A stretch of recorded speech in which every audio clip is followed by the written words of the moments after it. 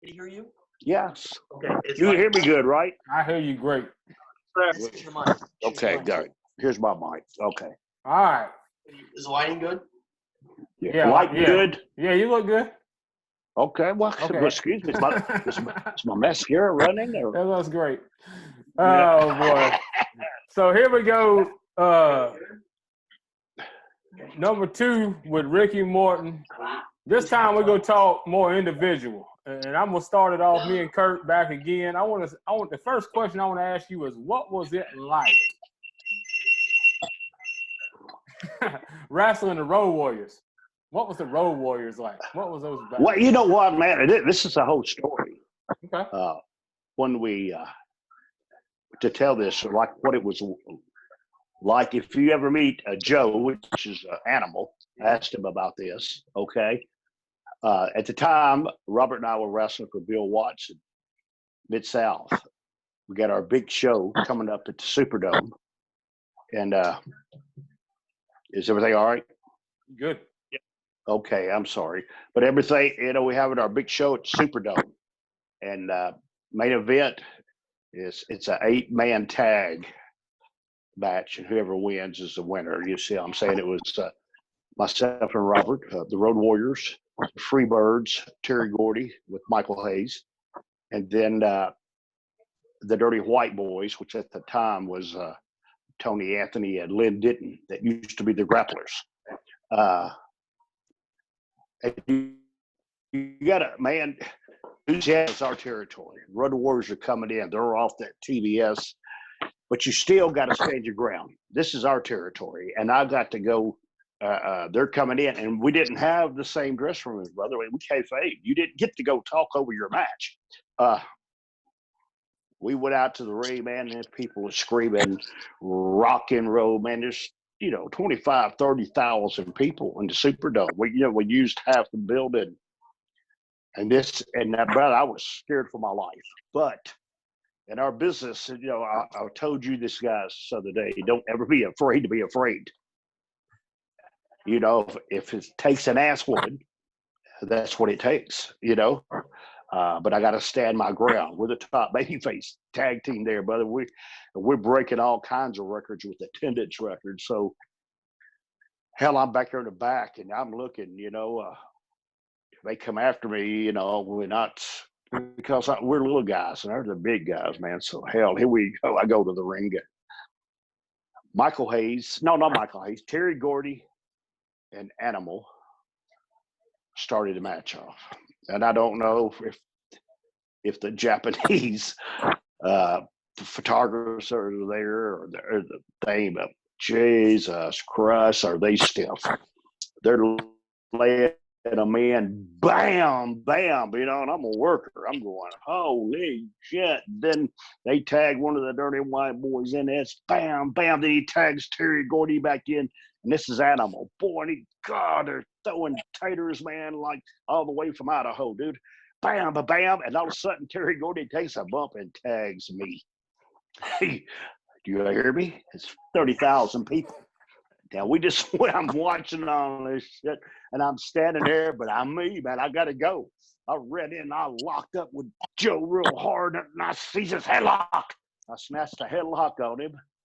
He shot me off. He says, duck the clothesline, drop kick me, and then drop kick Hawk when he comes in. Listen here, man. He shot me off. I drop kicked him. He took a big ass bump through the ropes. Hawk come in. I drop kicked him, and he went over to the top rope. Now, you know how much of a fool I felt like? I'm standing in the middle of in the ring with my thumb up my ass going, you know what? They can work if they want to. And we actually tore the house down. We beat them with a double drop kick that night. Bill Watts must have paid him a hell of a lot of money. But, boy, they put us over just like Midnight Express did. And it was the greatest. That was the first time. If you ever meet Animal, tell it. Matter of fact, his book he wrote, it's in it. That story is.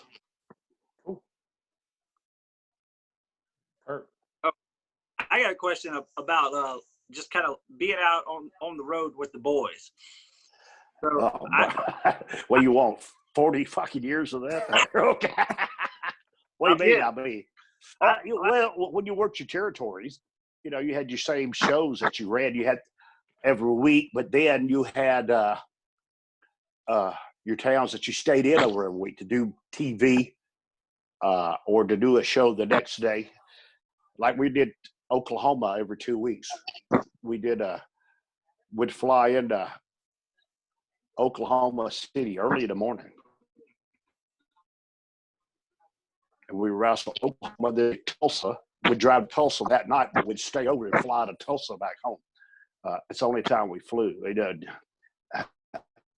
And being on a road with I mean, Jesus Christ, dude, I really can't get into about, you know, some of the stuff, but I'm going to, but we rode together a lot, you know, especially in Bill Watts territories. You know, you drove just about everywhere you went. Hell, normally it was New Orleans every Monday. We did TV on Tuesday, which would be in Shreveport. Then we'd stay over because you had to do interviews on Wednesday. Now, you did the TV on Tuesday night, but the TV on Wednesday in Shreveport. So you stayed over, and but the guys going, and then you couldn't ride with the heels. All the baby faces rode together. I seen a lot of, you know what, man, traveling on the road with the boys, you see a lot of shit too, dude. I mean, car wrecks, people getting killed. Just, you know, but stuff like that. But when the boys, I tell you, the first time I went into Louisiana, we had to go to Shreveport. That's where we stayed over. We had to make TV. We had to stay over. And we all going to the bar. Me, Magnum, TA, Robert, Jim Duggan, Dr. Death, Steve Williams. Gosh, you know, and these guys are badasses. And here I am. I walk into the bar. Then somebody said something. So I go outside. Man, this is no shit. Here comes a guy. Hits Magnum TA in the back of the head with the tar tool. You hear me? And it's like it was like a no-sale. He turned around and blood's coming from his head, and he's caught you SOB, and he's chasing a guy with a tar tool in his hand across the parking lot. Then all of a sudden, here comes a truck, and it's like the Dukes of Hazzard or something, and Jim Duggan was on the hood. And they're going across the parking lot 100 miles an hour. Bam, bam, and all of a sudden, he hits the brakes. Jim takes a big bump, rolls up on his feet. Now, picture this. The truck's in reverse, backing up, and Jim Duggan's truck.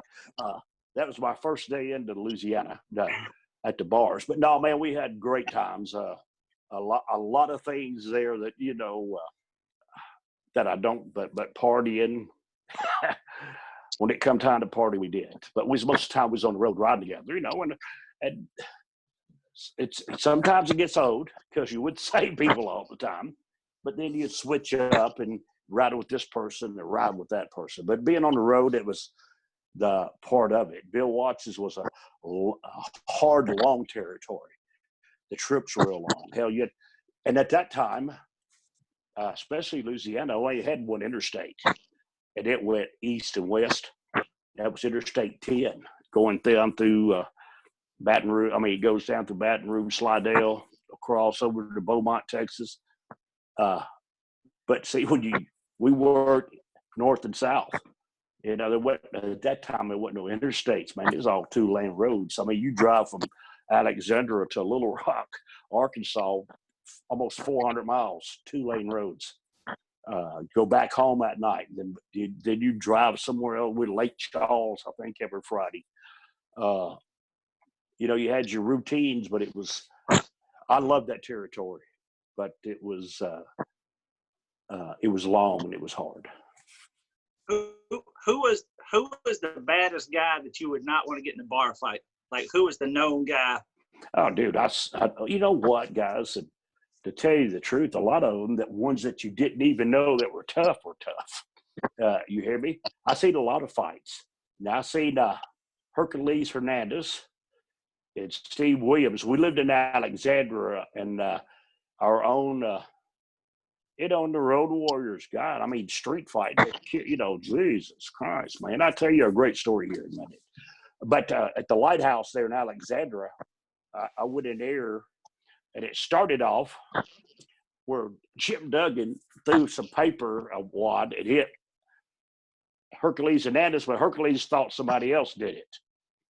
And the next thing you know, Hercules and Doc were fighting the whole bar. And I mean, dude, I'm not sure. And in like 5 minutes, it looked like somebody come through there with a Uzi. They knocked people out, man, bam, hitting them with shit. It was the craziest stuff in the world. But you know what? And he talking about, you know, back then you hear me and Robert just come off the roads and work in territories, and you know, me and Robert used to shoot a little poo. We'd hustle poos and poo, but I never forget this, man. I don't know where the hell we was at, what territory we were in, but me and Robert was in a bar way out in the country, and we're shooting poo, and we just beat these guys. You understand me? They're trying to tell us the winter racks. They're trying to tell us, I said, no, brother, you owe us our money. You know, and I got a poo stick. They got us backed in the corner. Dude, it was just like a message from God. All you heard was, what's going on? It was the Road Warriors. Mike and Joe walked right in, and then people spread it apart. Just like, you know, Moses spread it out. They spread it apart and come right in there. You know what? That was from God, man. They saved our ass. Because, brother, I don't care how bad you are. Worst ass whooping I ever got. This is no kid. It was me, Michael Hay. We was at a show. I'm fixing to wrestle. This is before the Rock and Roll Express. Fixing to wrestle three birds, Michael Hayes and Terry Gordy. Terry Gordy gets into it with somebody, and I'm wrestling them in the main event. But a riot breaks out right there where I'm at. Well, Michael Hayes and Terry Gordy, and let me understand you, brother. I don't care how bad you are. You can't fight 30 people. You hear what I'm saying? Right. Michael and Terry were fighting, and I had to help them. If I didn't help them, I don't know how they'd even got down. Here, I'm the baby face. Next thing I know, we're fighting, bam, bam, and Bobby Eaton was wrestling Gypsy Joe in the ring, and it's like Bobby Eaton was walking on people's heads, trying to get back there with us, and we getting down, and we got back. Next thing I know, man, here's the Riot Squad coming with the helmets on and shit, and that was into that show. But you know, a lot of guys in our business, brother, are tough. You get in the ring with them. You know, I've been Dan Severin. You know Dan? Oh yeah. Oh, buddy. I don't know, for some reason. I was in Nashville, Tennessee, and I had to go to this MMA play. Oh no, UFC or whatever it was, where they were training. And I walked through the door, and now here I am, all them guys in there fighting, and they're training, and they're doing all this shit, and they looking at me like, yeah, you fake wrestler, you know what I'm saying? And when I'm walking by, now you got to understand, this is what people that understand. A lot of people don't understand our business. I told you this earlier. You have to understand what our business is about. And I'm walking by, and there's Dan Severin. He's stretching the shit out of some guy. He's beating the living dog shit out of it. You hear me? And I walk by, and he goes, Ricky Morton. You think you still got it? I went, and he goes, come here. I went right there on the mats with him, right? It's just like he's working a match, bro. Tell me, take him down, flip over, come back up, and hook his arm and straighten it out. And I had the arm hold on him. And I had him. He reached up, capped on me. And everybody at that gym was watching. He got up and said, damn, you still got it. Look here. And every son of a bitch in that gym come and shook my hand. Hey, Mr. Morton, nice to meet you. How you doing? But before that, you know, but see, that's working. That's Dan taking care of our business and his business too. That's the greatest story, Dan. That happened to Dan. You know, he was NWA World Heavyweight Champion. You know, he's a son of a bitch, boy. I mean, but he can work. See, that's what's good about a business. You know, I was in the era of Bruiser Brody. I got to meet him. You know, he was a son of a bitch, buddy. Crazy. And, you know, Dr. Death Steve Williams, especially when the guys were young. You understand me? When you get older, it's not. But when they're young, they're gun ho. They didn't care. Ass whooping just another day at the office. Wahoo McDaniels was a tough. And you know what? And sitting there talking about Wahoo, I want you guys to see this because I was in there in my room a while ago, and I always talk to him. Wahoo was one of my greatest friends in the world. Okay, and I see this. And I want you to look at this real good. Can you see that real good? Football card. Okay, Wahoo gave me this card when I first met him. 44. They didn't make Sharpies then. Yeah. You see, I mean, it's an old card. It's when he played for Miami. Right. He played for the Jets, and he went to Miami. Then he went to Denver. But he signed that for me, Ed McDaniels. That's that's priceless. But it's one of my pride and joys because, Wahoo become my friend, and I absolutely loved him, man. And, but he was a tough son. I've seen him in a couple of fights, him and Jardine. And, they slug it out, buddy. But I've seen a lot of good fights in the dressing room, man. Well, how do you? Coco Ware. Remember Coco Ware? That? Oh yeah. The Bird Man, Yeah. little short guy. Oh yeah, brother. He crawl up your ass and eat his way out. He's a tough son of a bitch, boy. I remember that hockey player come in from WWE and mess with him. Man, Coco beat his ass, man, in a matter of seconds. See, that's what people don't understand. It's not. It's a different ball game. Well, let me ask you this: selling a steel cage match like Starrcade, how do you sell that without getting hurt? What? Oh, buddy, this is what we professional. Understand me. If you notice, a lot of times, me and Robert, you know how many hour time limit or our Broadway matches we went into in a cage, and to keep the people into the match. And the way, everything's worked. First in the match, you work the cage. The heel does it. The heel can't get out of the cage. Keep pulling them in. They go to throw me in the cage. I block it. They block it. You understand? And then you have a regular wrestling match.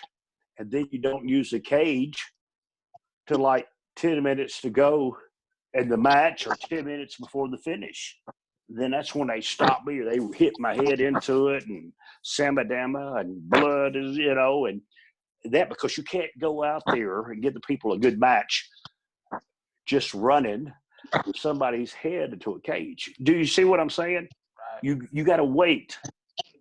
I've been in many, especially with the Four Horsemen, Arn and Tully or Arn and Ole. We go hour in Broadways and cages.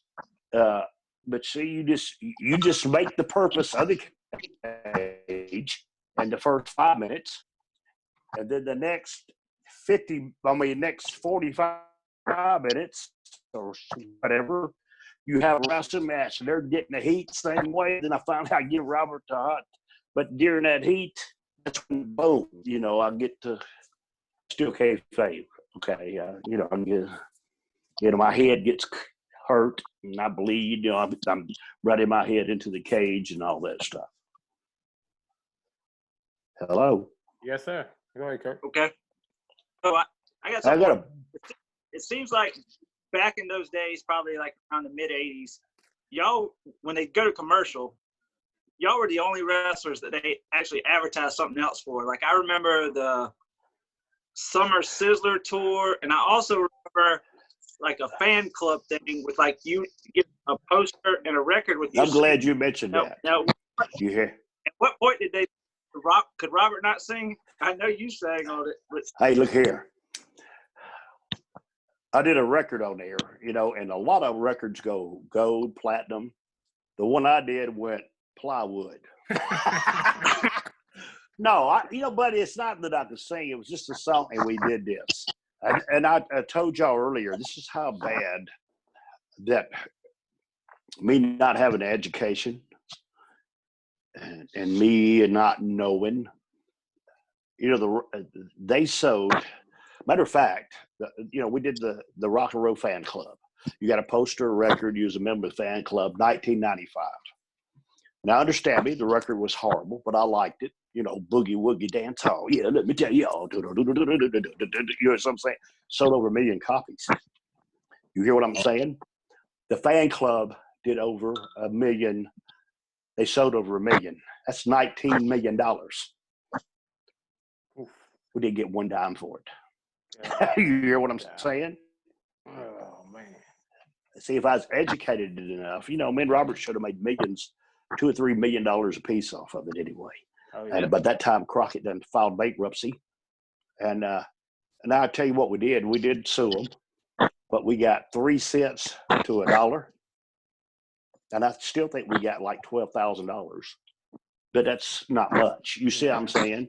In our day's world, but they got, you know, they sold millions of them. Now, we was on the rock and roll tour. We went to everywhere. And guys, you got to imagine this now. This is what I'm trying to say to you about when you're feeding people the territories, you got to go, Robert and I. I'm not sitting here trying to pat myself on the back, or I'm not but I worked hard to be where I was at. Nothing was ever given to me. I sold 1 million nights, and I told you before, every drop of blood, every scar on my head was to make money. It's not to impress anybody to do that, because if I can make the guy on the front row believe, be it, or the guy sitting at home on TV in front of his TV that believes that my ass is getting killed, that I'm going to try to come and to sell him a ticket, because, dude, we sold out everywhere we went. Robert and I were over. I don't give a shit. We was over as any rock star ever was. I never forget John Mellencamp or John Cougar. He come to Charlotte, and a lot of the guys tell me, what you got on there, John? He wearing a John Cougar shirt. Oh, yeah, okay. So he come to Charlotte, and we wrestled there the night before. And a lot of the boys went to the concert, and the first thing he said, he walks out on stage, because the Coliseum wasn't like a fourth full. And the night before that, we're standing around me, it's hanging off the rafters, bro. And he told him, he says, who in the hell is the Rock and Roll Express that sells this place out? And I ain't never even heard of him. He thought we was a rock band or something. You know what I'm saying? But I got to know him years after that, because, you know, I met a lot of guys, Alice Cooper, a lot of rock star, Marshall Tucker. Matter of fact, from South Carolina down there, Doug Gray, Marshall Tucker. That's right. Oh, man, he's a good friend of mine. But to get back where I was at, it was the Rock and Roll Express Super Summer Sizzling Tour. They had us a bus. They made it to Rock and Roll Express. It's all customized. And, dude, when you go to a little town like Florence, South Carolina, where they wrestle in an armory, okay? Yeah. But when we go there, they moved it to the high school football field, where both sides is sold out and the whole football field. You understand me? That's how many people were there. It's at that point in time, and I don't care. I hope that you guys might have listened to Ric Flair and Steve Austin's podcast. I might have said this. Yeah. Where they Ric Flair, because Rick was there. He knows. He said, Ricky said, Ricky Morton is one of the most, he says he's one of the top 5 most over ever in our business. That's a great compliment from Rick and Steve Austin.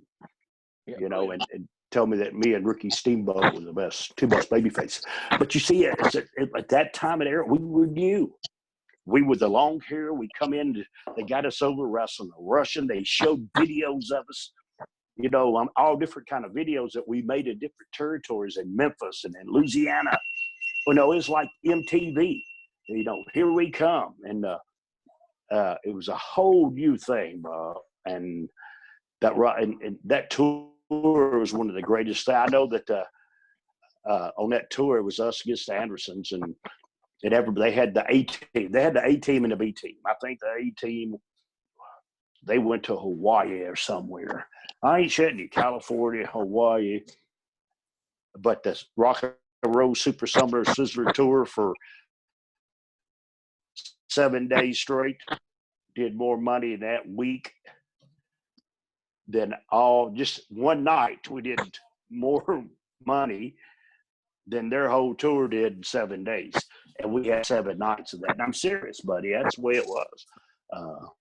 So, I'm patting myself on the back.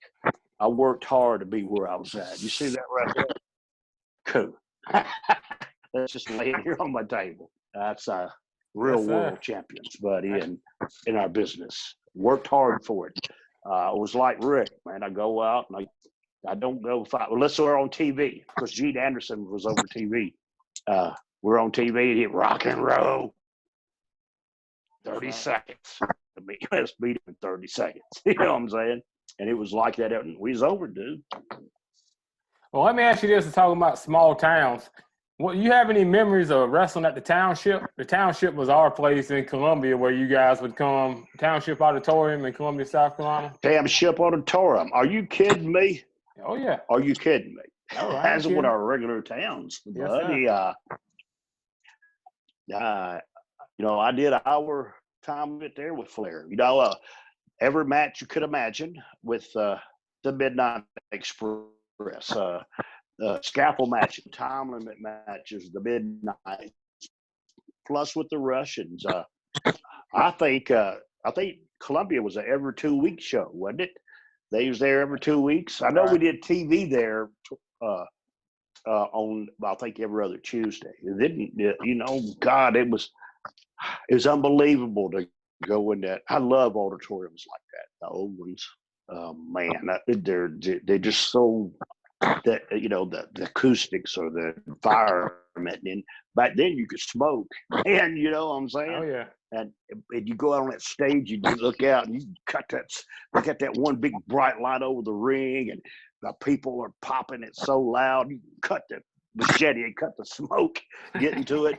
But man, have those old matches of people just raising hell, get heat, the heels, knowing how to get heat and how to keep it. Man, I love Township Auditorium. I got a question. I know right now Todd Phillips is making a Hulk Hogan movie starring Chris Hemsworth, and The Rock wants to produce a Flair movie. If they were to make a Rock and Roll Express movie, who would you cast as you and Robert? Dude, I wouldn't have a damn clue. Back then, I'd put David Lee Roth in there. What do you think? No, I have great actors, but they're all the old ones now, and then the new ones. I'm not. The Rock. I know The Rock. But God, years. But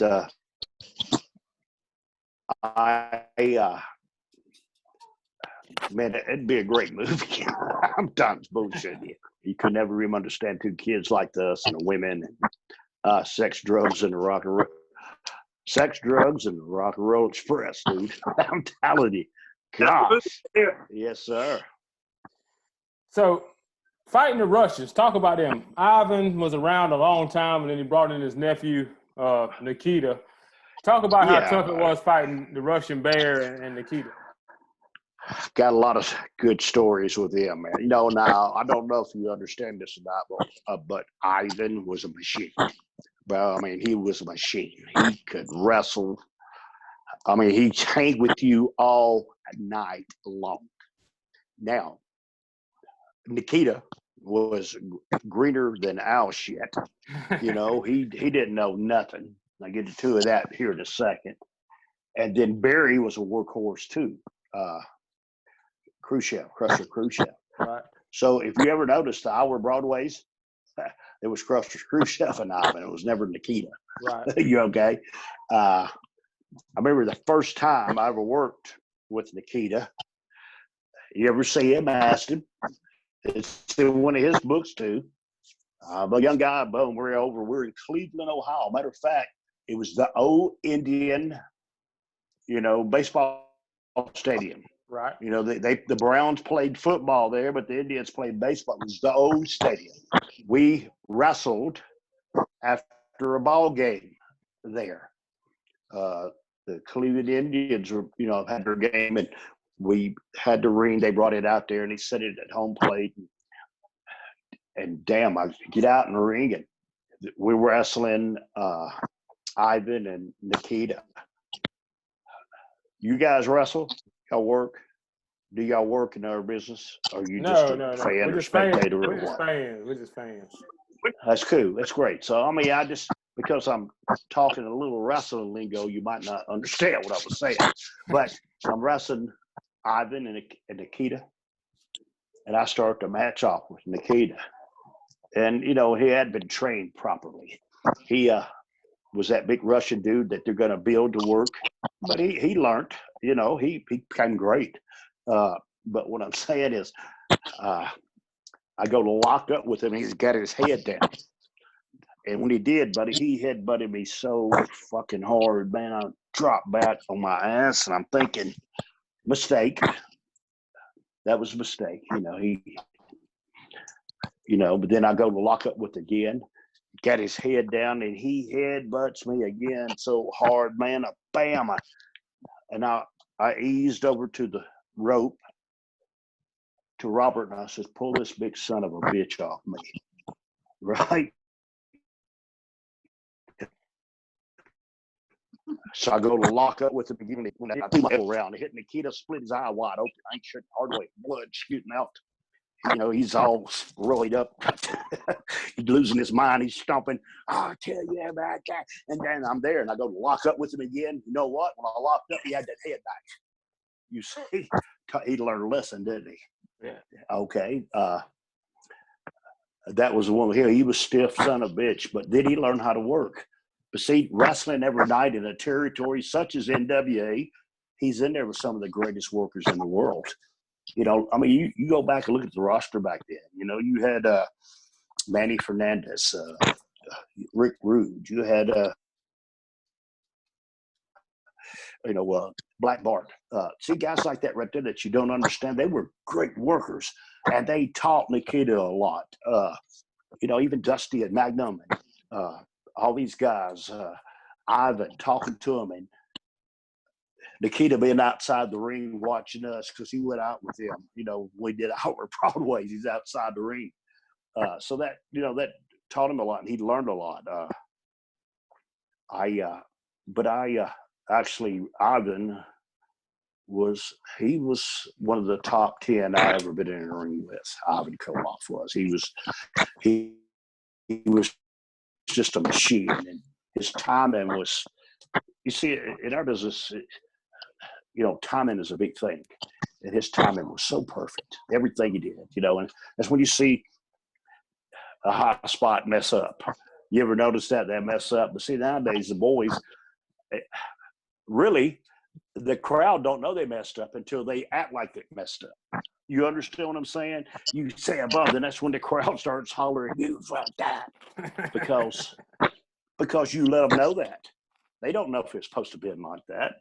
See, that's what guys need to learn, man. They need to get a lot more training. I've been on some, dude, I've been on some independent shows, man. Jesus Christ.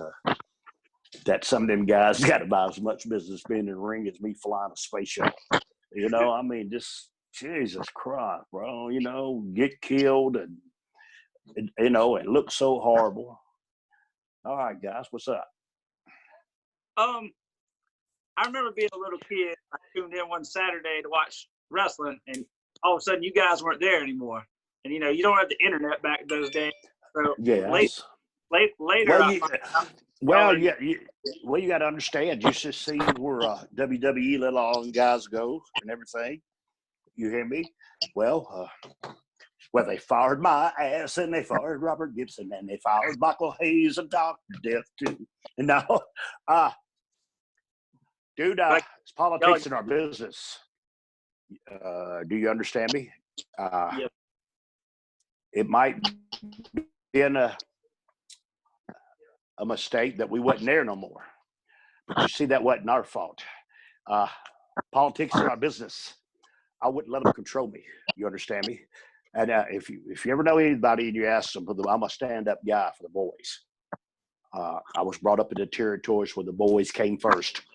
You see, because most promoters got the first count, they rob from you anyway. You really, that. And we had a thing, and Jimmy Crockett fired us. But if you see Jimmy Crockett today, he'll tell you it's the worst thing he ever did in his life. He should have fired somebody else. Because 3 months after that, nobody were there. Their house shows had dropped to a quarter of what we were doing. And, in our business, guys, sometimes I always say this, the pen is mightier than the sword, or the pencil, because it's got an eraser and erase your name right off there. But sometimes it hurts. I've seen a lot of territories be on fire. But then, the egos come in. But the ego wasn't me. I was ready to draw money. They got mad at me, and man, I'm sorry here. I told Vince I couldn't make Monday Night Raw. Let me hang this phone. Okay. Damn it. Trying to call me, man. Bother me during my podcast. But that's politics, bro. I mean, I say it happened a lot. So you moved to AWA and you fought what was, I guess, an imitation of you guys, the Midnight Rockers. Tell me a little bit about Shawn Michaels. Yeah, tell me a little bit about the early Shawn Michaels before he was the Heartbreak Kid and was the WrestleMania champion and all this, that, and other. Oh, brother, I know Shawn. He's just a kid in the business. I was older than he was. He was in Louisiana when we were there. He's just an underneath kid. He was just breaking into business. He's from San Antonio, Texas. The Mexican guy that wrestled over in Houston, Jose, somebody traded him, and but Shawn was, he's a good kid. He our business changed over the years, and listen, but I still one of the boys. Okay, right. You have office guys, you have the clique. Shawn was lucky enough to get in that clique. It's just the way it is. Hunter, with Billy Gunn, they had a hell of a run there. Then, then Shawn went out on his own. The Heartbreak Kid, badass. I liked him and Marty Jannetty. When they did the Midnight, a lot of people asked, "Man, you mad?" I took it as a compliment. Because they was trying to follow in our footsteps. It's cool. I didn't care. They took the Midnight Express and the Rock and Roll Express and made something out of it. They worked for Vern Gagne. They worked in a different territory. Matter of fact, me and Robert wrestled them a lot of times, dude. Had great matches with them. Marty Jannetty was a hell of a worker too. It's just they didn't stay together. I stayed with Robert all these years. That's the way it was. We would be almost 38 years together. Marty has a different story than Shawn, but who knows? I wasn't there. I don't know the part, but I got to say, man, Shawn did good for himself, fella. He sure did. He did good for himself. Hell, he still works for him. He still works at the damn Performance Center, I believe. Right. I like Shawn. Hell of a worker, hell of an entertainer. I got a question, and you may not know the answer to it, but you're definitely a part of this. Okay. Me and Ryan talked about this for years. When we were coming up, we're 1985, we're around 9, 10 years old. Mm-hmm. So we'd watch wrestling all day on Saturday. So the show would start and say you and Robert against Ole and Arn. Yes. So we sit through matches that how it's gonna end. We know the Road Warriors are gonna beat the Italian Stallion and Rocky King, because Rocky King and the Stallion didn't come out to a song, so we know they were gonna lose. Then we get to your match. In the middle of it, at the end, like Ric Flair, Tully Blanchard come in, then Barry Windham and Dusty Rhodes come in, and then all of a sudden Gordon Sully's like, "Guys, I can't believe this. We gotta go," and y'all are just raising hell in the ring, going at each other. Oh yeah. We never see what. Yeah, you fight off the air.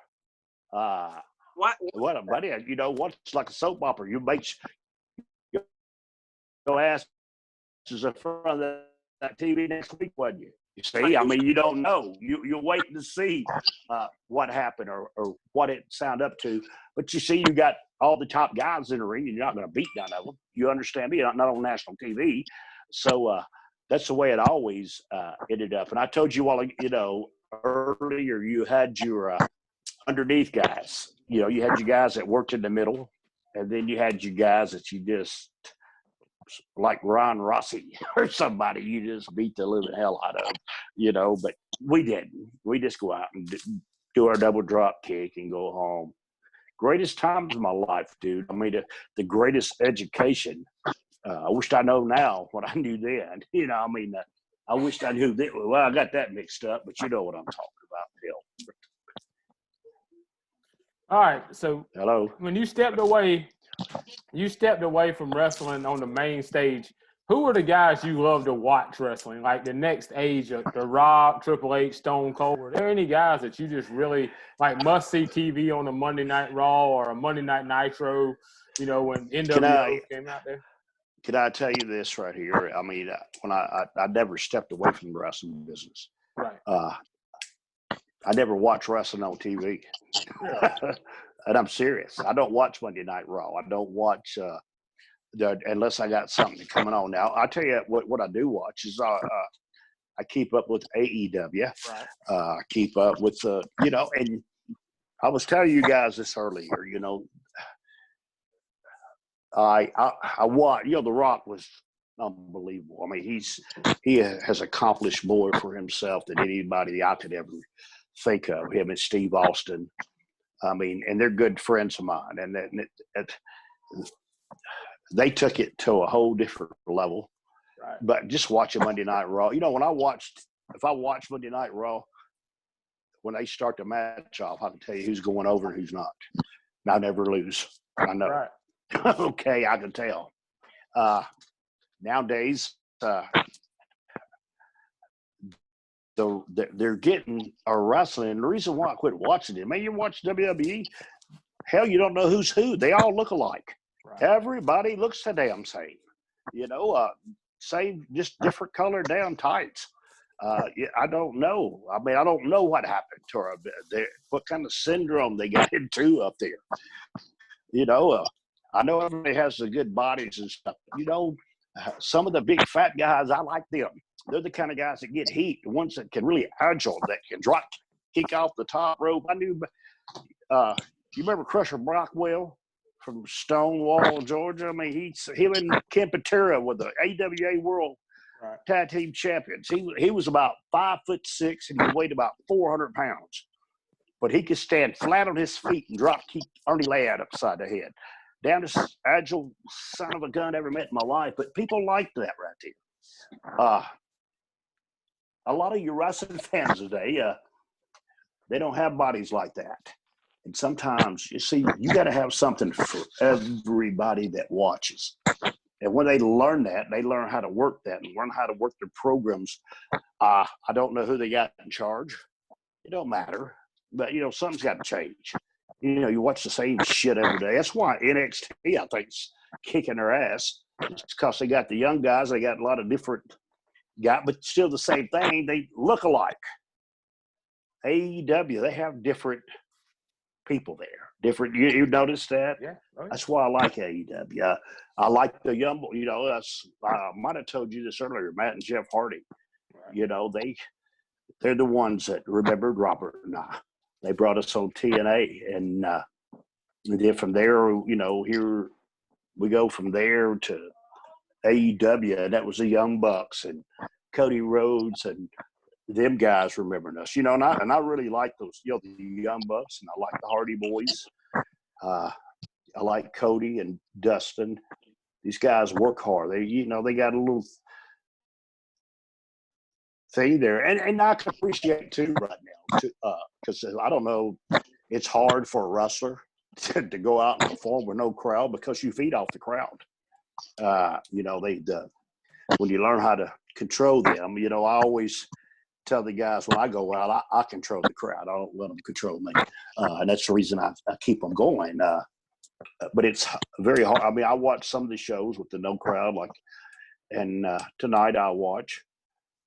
But it's hard because I see things that you don't see because I've been in the business so long. But I'm watching. Wow, man, that was very cool to do without a crowd. It's the guys. You got to have a great chemistry to do that. I promise you that, buddy. Well, I know something you do watch, and that's Dark Side of the Ring. How do you like that? Them bringing up the old stories of the old wrestlers, some of it controversial. Jimmy Snuka, of course. You know what? Did I just tell you I just did an episode of the Dark Side of the Ring? Really? I didn't tell you that. Yeah, I just did an episode last week. This right here was about David Schultz and the kid. Let me think of his name. See, I can't even think of his damn name. He's the one that exposed the business years ago. Got on TV and told it. I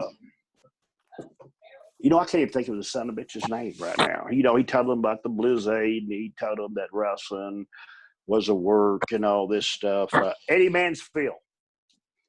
I just did one on him, and it was more like Eddie Mansfield trying to work an angle with Jimmy Cornette over the thing, but it didn't work out. Me and Dutch Mantel and Brian Blair done it. I'm sorry, Boo. That's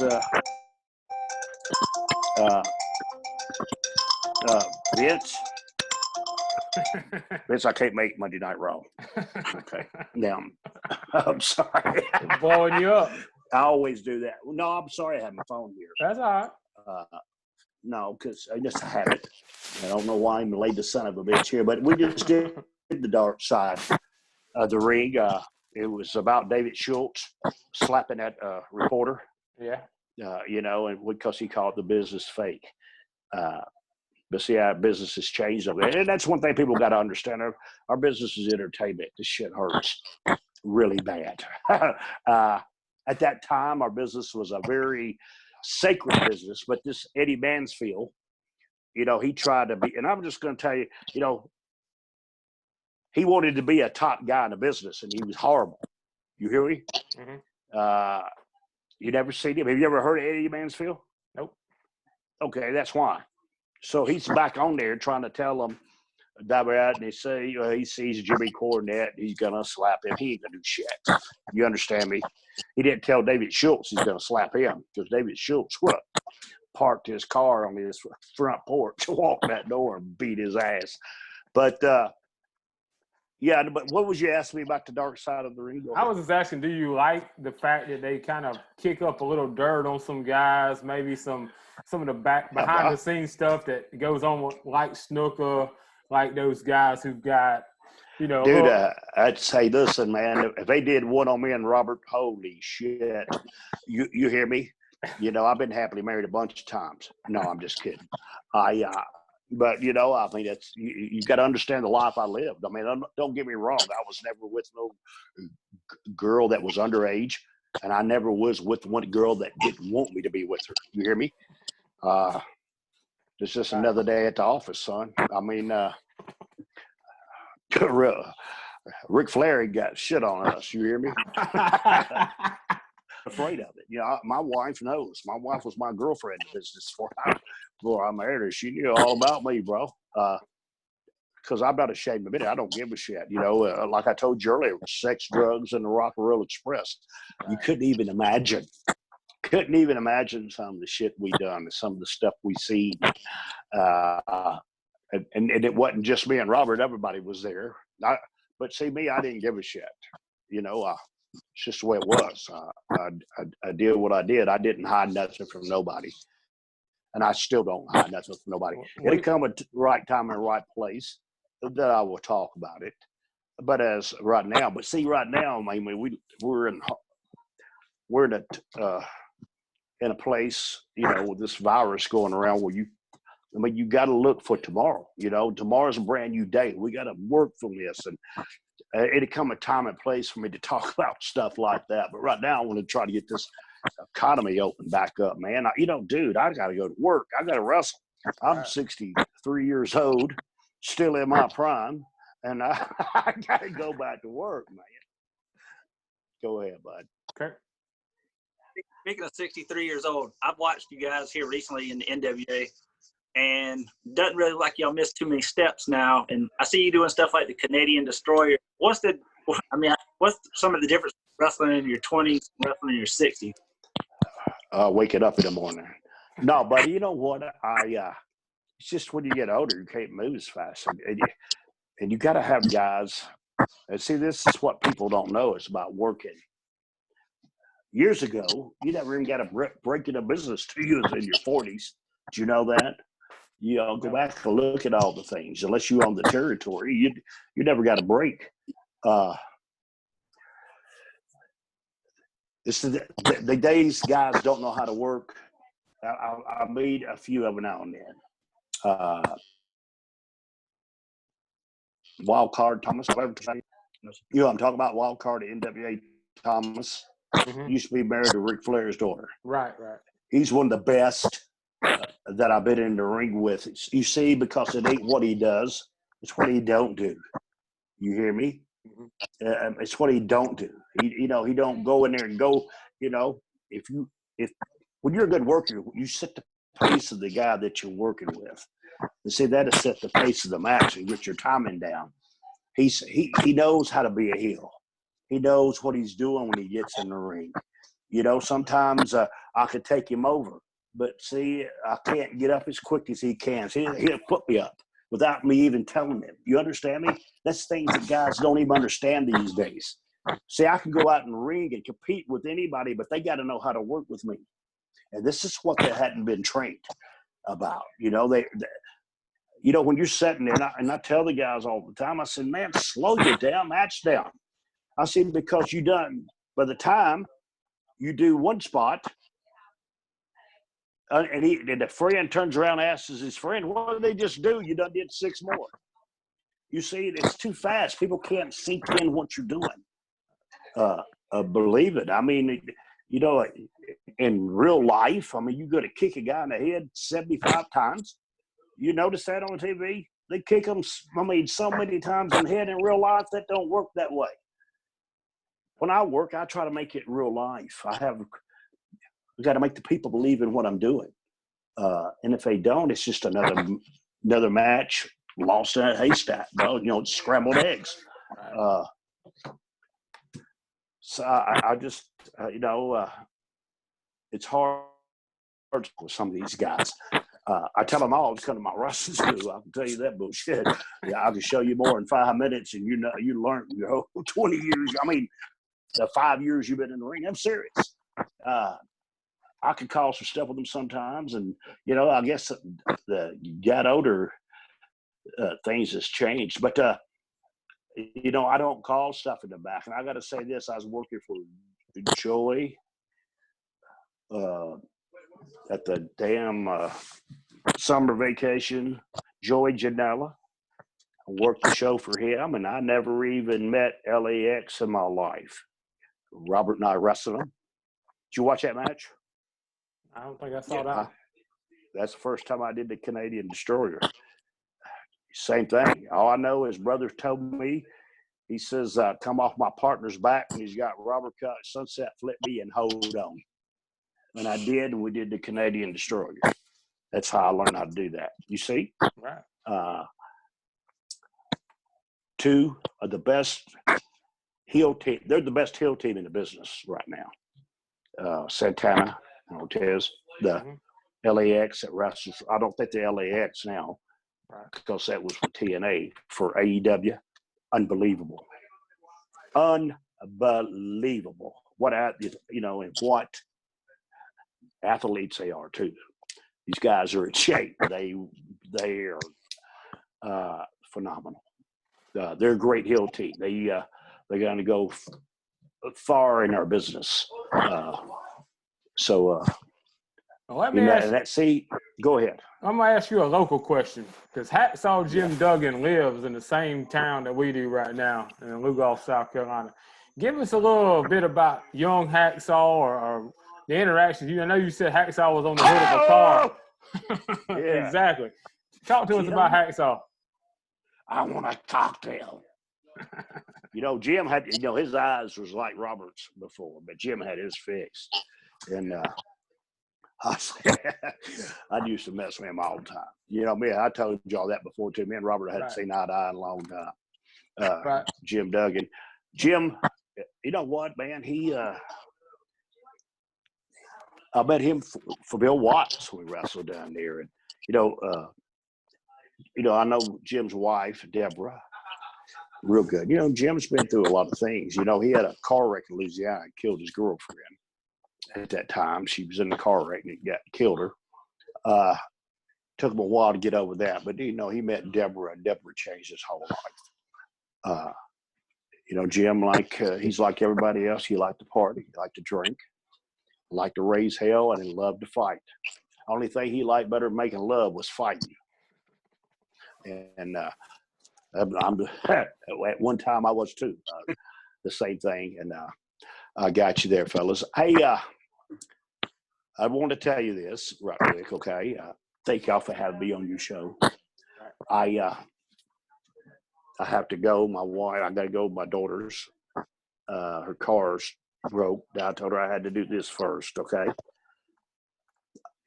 And I want to thank you for letting me come on here, because what you do is I take care of other people. It's a lot of boys. And you asked me about the top guy, to bring them on your show. I'd love to, but guys, these guys here, they charge thousands of dollars. I'm serious. You hear me? But what you pay me, it's not the guys that work on top. It's the other independent wrestlers that have nothing. They're all friends of mine, and I give them a little bit to help them out. Promise you I do. That's just what this is about. This is the reason I did this. If I didn't, I would do it for you for free, but I'm taking care of other people, okay? These guys, they charge a lot of money, and it's not me being mean to you or not telling you, but I can't give a guy and you call him up and he tells you $3,000. It's an insult. You see, and for that, and I don't know if you can afford it, good for you, but thank you for having me on your show. It's a great pleasure. Man, listen now, when Wrestling Business starts up, y'all come to see me. All right? And next time you have a rock and roll shirt on, so that damn John Cougar, who do you ever meet? You see that? I'm just kidding. I got a shirt that says that. Look here, man. Brother me softly. That's the new saying. That's like these nuts, I guess. I don't know. Love you guys. Thank you so much for having me on your show, Bella.